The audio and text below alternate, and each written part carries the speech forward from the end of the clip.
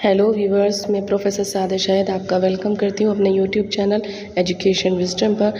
देखिए, अब 22 जुलाई से हमारे MSU के बीएड के एग्ज़ाम स्टार्ट हैं और CCS के भी अब होने ही वाले हैं। तो उसी से रिलेटेड मैं इंपॉर्टेंट क्वेश्चन की सीरीज़ लाई हूँ 102 से रिलेटेड। तो चलिए शुरू करते हैं। तो चलिए फ्रेंड्स, शुरू करते हैं अपने इम्पॉर्टेंट क्वेश्चन की series related to the paper 102 philosophical and sociological perspectives of education.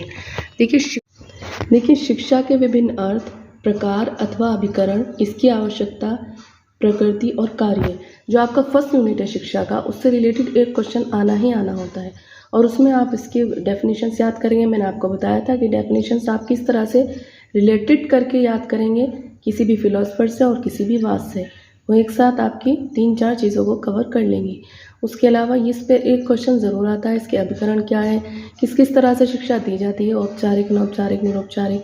इसके अलावा और भी चीज़ें हैं जो आप इसमें प्रकृति में आती हैं, इसका इम्पोर्टेंस क्या है, बहुत सारी इसमें कोटेशंस होती हैं। तो ये क्वेश्चन एक इस पर फर्स्ट यूनिट पे आता ही आता है। दूसरी बात ये है कि शिक्षा अगर आप याद कर लेते हैं तो वो आपके जितने तीन पेपर हैं, 4 पेपर में से फर्स्ट पेपर को छोड़कर इन तीनों पेपर में आपको एजुकेशन से रिलेटेड लिखना ही होता है। जैसे शैक्षिक मनोविज्ञान, शैक्षिक समाजशास्त्र, शैक्षिक तकनीकी, है ना। इसी तरह आपको शिक्षा के बारे में आपको याद कर लेना आपके लिए लाभप्रद होगा। दूसरा क्वेश्चन है वाद क्या है। इसके बारे में मैं आपको एक वीडियो बनाऊँ देखकर अच्छे से और समझा दूँगी। और इसके अलावा भी आपको अगर किसी टॉपिक पर वीडियो चाहिए तो आप मुझे बता सकते हैं। वाद क्या है और आदर्शवाद, ये चारों वाद जिनके ऊपर बीएड पूरा खड़ा है, बीएड की फ़िलॉसफी जिनकी जो बुनियाद में है, तो इन चारों वादों को आपको याद करना पड़ेगा। इनका डिफरेंस क्या है, क्या क्या एक दूसरे से ये किस तरह से अलग है और इन्होंने शिक्षा को क्या दिया है। एक नेक्स्ट क्वेश्चन पर आते हैं, शिक्षा और दर्शन का संबंध। देखिए, शिक्षा तो आपने फर्स्ट यूनिट में याद कर ली, दर्शन का पूरा अपना यूनिट है और दर्शन और शिक्षा का जो संबंध है ये समझना एक टीचर के लिए सबसे ज़रूरी होता है। आप न सिर्फ आपके एग्ज़ाम के लिए बल्कि ये आपके एक एज ए टीचर आपकी लाइफ के लिए बहुत इंपॉर्टेंट है कि दर्शन और शिक्षा के संबंध को आप समझें। क्योंकि दर्शन जो एक शिक्षक होता है उसकी सोच को बनाता है। ठीक है, इसके बारे में कोटेशन भी दे देते हैं। शिक्षा दर्शन एक ही सिक्के के 2 पहलू हैं, समझाइए। कुछ भी करेंगे तो इसका मतलब यही होगा। इसके बाद आता है ज्ञान। देखिए, फर्स्ट यूनिट में आपके पास शिक्षा के साथ साथ ज्ञान के बारे में भी पूछा गया है, बताया गया है। तो ज्ञान क्या है, कितने प्रकार का होता है, इसके स्रोत क्या है। वैसे तो ये शॉर्ट क्वेश्चन में आता है, लेकिन अच्छा है कि हम लॉन्ग में याद कर लें ताकि ये शॉर्ट या वेरी शॉर्ट में आए तो हम उससे लिख सकें। देखिए, कोई भी क्वेश्चन आप लॉन्ग में याद करेंगे तो वो बेनिफिशियल होगा।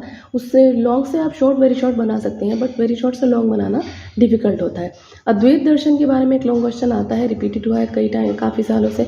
शैक्षिक समाजशास्त्र, ये आपका शिक्षा और समाजशास्त्र का क्या संबंध है, किस तरह मिलकर शैक्षिक समाजशास्त्र बने हैं।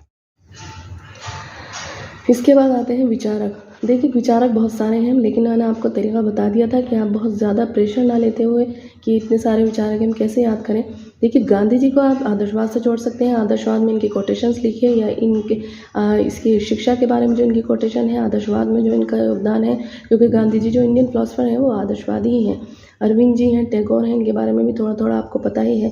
विवेकानंद, इन सब ने जो शिक्षा की डेफिनेशन दी है पहले उन्हें अच्छे से लर्न कर लीजिए, उसके बाद थोड़ा बहुत इनके बारे में समझ लीजिए और इन्होंने शिक्षा के बारे में क्या दिया है। देखिए, रूसो आप प्रकृतिवाद से समझ सकते हैं, पूरा का पूरा प्रकृतिवाद रूसो के विचार पर खड़ा है। डीवी प्रयोजनवाद से संबंधित है और फ्रोबेल भी आदर्शवादी हैं। इस तरह से आप इन्हें याद कर सकते हैं। नेक्स्ट आ जाता है शिक्षा एवं मूल्य।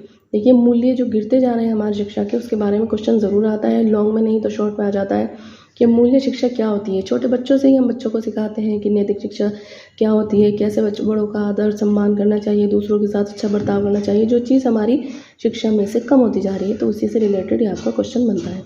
और लास्ट क्वेश्चन में लॉन्ग में आता है शिक्षा राष्ट्रीय एकता का साधन, यानी राष्ट्रीय एकता। जो अब हमारे जो देश में जो प्रॉब्लम हो रही है कि एकता की हमारे अंदर जो कमी होती जा रही है, उसको किस तरह से हम शिक्षा के द्वारा एक दूसरे के साथ एकता कायम कर सकते हैं। ठीक, अब शॉर्ट टॉपिक को देखते हैं।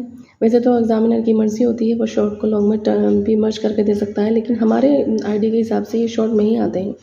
देखिए, निषेधात्मक शिक्षा प्रकृतिवाद की देन है, ये आपको पता है कि रूसो ने दी है निषेधात्मक शिक्षा। इसके बारे में आप प्रकृतिवाद में अच्छे से पढ़ लेंगे। समाजीकरण क्या होता है, कैसे बालक का समाजीकरण करा जाता है और शिक्षा का इसमें क्या योगदान है। इसके अलावा क्वेश्चन शिक्षक के ऊपर भी आता है कि शिक्षक का क्या रोल होता है, वो तो आप खुद ही समझदार हैं, लिख देंगे, क्योंकि ये सारी चीज़ें मिलाकर ही एक अच्छा शिक्षक को बनाती हैं।